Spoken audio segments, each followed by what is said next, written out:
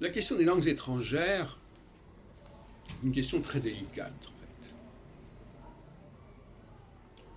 Est-ce qu'on est vraiment dans l'authenticité quand on parle une langue étrangère, quand on écoute une langue étrangère? Une question que je me pose, et j'ai de bonnes raisons de me la poser, puisque j'ai vécu avec des personnes dont ce n'était pas la langue, le français, qui parlaient d'ailleurs dans une langue qui n'était même pas leur langue maternelle. Ce qui se produit d'ailleurs beaucoup avec les juifs, qui parlent une troisième langue, qui n'est ni leur langue de naissance, ni la langue du pays où ils se trouvent, etc. etc.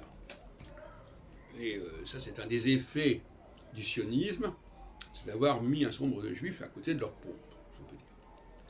Parce qu'ils sont déracinés et ils jouent un rôle qui est toujours un peu problématique, celui de quelqu'un qui adopte une langue étrangère, surtout quand il croit que c'est sa langue d'origine, hein, au niveau des ancêtres, et ça crée des situations très très bizarres. Donc, moi je pense que dans une langue étrangère, on n'est jamais complètement responsable de ce qu'on dit. Et qu'on n'est jamais complètement impacté par le propos de l'autre. On l'entend peut-être, on le devine peut-être, mais ça n'a pas un effet complètement à la hauteur de ce qu'il devrait être. Ce qui fait que beaucoup de gens comme ça se sentent un petit peu étrangers du fait qu'ils parlent une langue étrangère, ils se sentent étrangers à ce qu'on leur dise, à ce qu'ils entendent. Parce qu'ils sont à la fois là et pas là.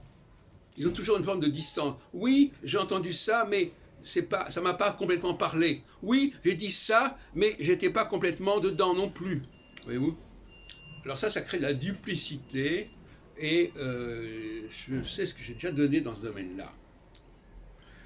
Donc, la langue étrangère, c'est une langue qu'on comprend à peu près, qu'on parle à peu près, et qui